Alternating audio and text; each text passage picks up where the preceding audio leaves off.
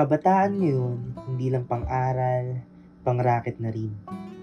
Sa gitna ng modules, Zoom classes at deadlines, marami ang naghanap ng ibang paraan para kumita. Online, digital, freelance. Ang tawag ng iba, digital hustle.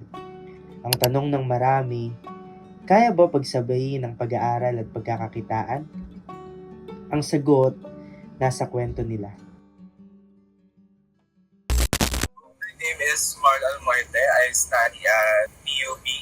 So, ang course ko ngayon is BS Architecture. Tapos yung digital hustle na ginagawa ko is selling and offering digital products na mostly inclined sa design. I am Jan Chan, but you can refer to me as Chris. I'm also currently a student at Bulacan State University and I work as part-time ng mga affiliates ng different clothing brands. Hindi lahat ng estudyante ay may baon araw-araw.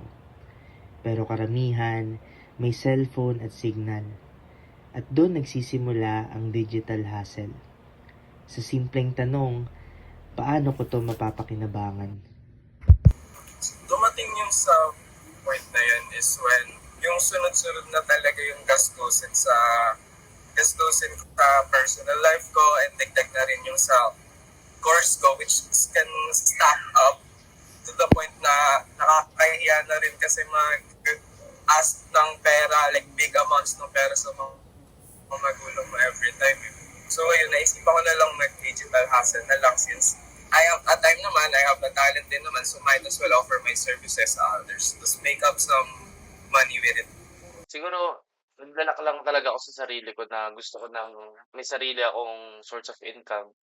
Tsaka besides doon, yung mga luho na kailangan ko, nabibili ko siya through sa ginagawa kong affiliate na business. Natripan ko rin siya kasi actually yung practical na siya nowadays, gawa ng online na, and madali lang siya at meron ako sa tingin ko I possess the necessary skills. Sino po yung mga unang naging clients nyo knowing na in digital world marami po competitors at maraming big commissioners na nagkalat online? So, yung una kong customers is, nag-focus muna ako sa mga local or mga kakilala ko. Typically, mga kapwa ko PUP students din na nag-offer sila like design. Ay, nagtatanong sila like, paano magandang design can you make us some design for this? Typically, mga t-shirts or posters, mga ganun na gagamitin nila sa same product nila. Tapos, after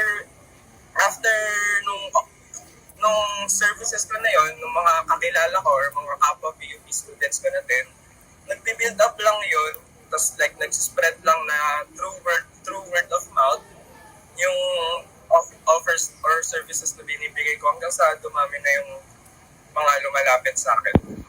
Siguro yung pinaka-notable ng mga naging customers ko or mga naging clients ko is Dope Fits PH. Yung isa siyang thrift store. Tapos, kinuha nila ako dun as parang models ng isang drop nila, mga release nila.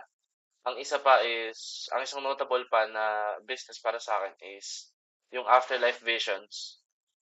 Isa lang din siyang local na brand pero ano siya, medyo popular din siya sa sabihin nating underground, ganun. Ngayon po na laganap na yung paggamit ng AI sa mga kabataan ngayon, sa mga nag-hustle din po. Ano-ano po yung parang sa tingin niyo yung naging epekto nun po sa mismong hustle po ninyo?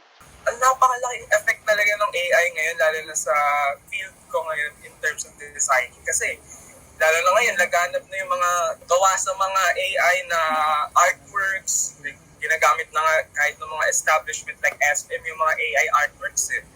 And kaya ang laki talaga ng effect doon sa, lalo na, hindi lang naman para sa akin, pero sa everyone that works in the design field. Kasi parang nakukuhanan na kami ng trabaho eh, na ChatGPT na lang or sa Midjourney. Kaya yun.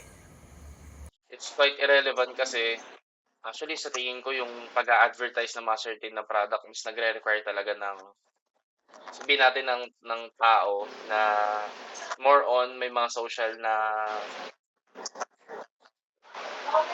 audience, ganun. Kasi syempre yung yung impact nun sa audience niya, ayun yung nagli-lead sa mas kinagandahan ng pag-advertise ng product. So, feeling ko, irrelevant naman yung AI. Hindi siya nag-iisa.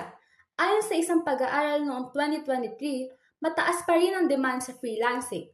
Pero kasabay ng demand, dumarami rin ang freelance workers. May mga niche na saturated na. Ang artikulo ay nagpapakita kung paano lubos sa binago ng teknolohiya ang pamumuhay ng mga tao sa aspeto ng komunikasyon, edukasyon, trabaho at libangan. Mula sa mga sinuunang konsepto ng computing hanggang digital age ngayon, pinapatunayan ng kasaysayan ng teknolohiya ang malalim nitong epekto sa lipunan at kultura ng tao. Ipinapakita ng pag-aaral kung paano naapektuhan ng social media ang pananaw ng kabataan sa tagumpay, partikular na sa pamamagitan ng tinatawag na hustle culture. Ang kulturang ito na pinapakita sa social media bilang walang hintong pagkatrabaho at pagpapakita ng yaman ay naging pamantayan ng imahinasyong tagumpay sa modernong kabataan ng Indonesia. Ilang digits. Also, kung confidential is, masasabi mo bang above average yung value ng pinakamalaking profit na nakita mo para ma-inspire yung mga taong balak pumasok sa digital hustling? I would say, slightly above average. Hindi naman din siya ganun kalaki, pero enough to sustain lang yung lifestyle ko, yung mga ganun. Around 4 digits lang ako, ganun. Siguro, ang sa akin is, nagmi-minimum ng, sabihin nating 1.5, nagmi-minimum lang siya ng 1.5. Tapos, actually, ang pinaka-highest ko kasi na nakuha sa dati kong contract is below 7K if I'm not mistaken. Ayun yung natatandaan ko. As much as naalala ko, ang pinakamataas ko lang na nakuha is, I think it's about 2,000 pesos. Kaya lang siya mataas kasi yung parang client ko nun is taga-ibang bansa. So, he paid me in terms of USD. So, I think it was $50 ata yun, converting to peso, naging 2,000 ata. Mga ganun.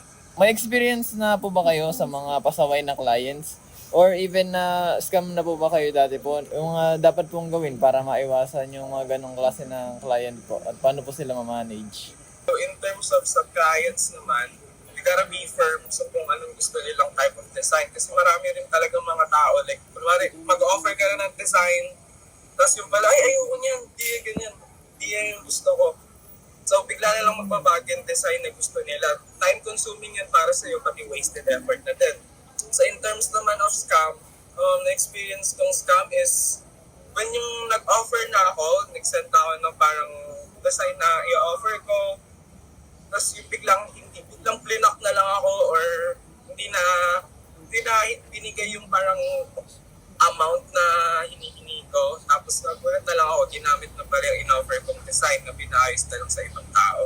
Ang sa akin, sa awa naman ng Diyos, wala naman ako na-encounter na scammer. Kasi syempre, rin naman ako, may maalam din ako sa mga ganyan. Though meron akong mga interaction na nagkaroon ako ng mga pasaway na customer.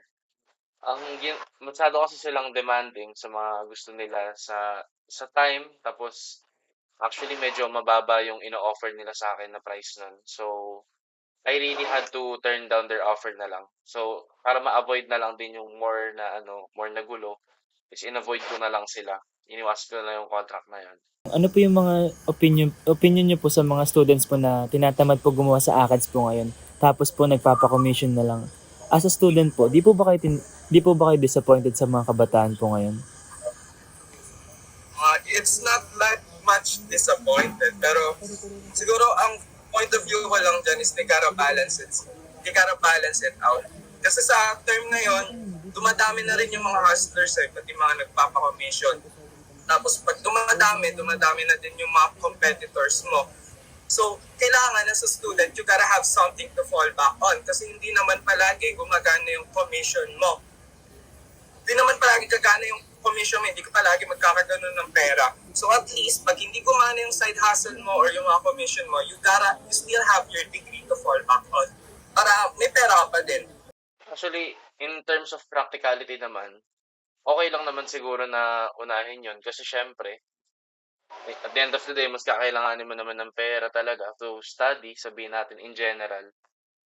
Basta ang sa akin, importanteng na ma-manage mo lang yung time tsaka yung studies mo. Yung time mo para dun sa side job mo. Importante lang na ma-manage mo yung time. Do you consider po ba yung commissioning as highly impactful sa new economy po natin? It's very, very impactful. Lalo na sa term ngayon, na almost everything can be used digitally na lang or technologically.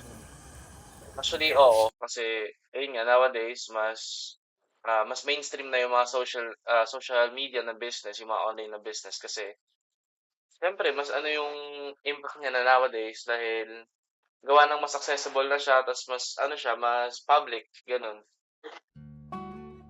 Hindi madali. Sa umaga, estudyante. Sa gabi, freelancer.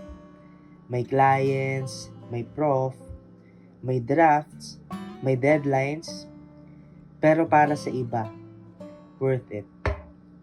Kasi sa digital hustle, ikaw ang boss ng oras mo.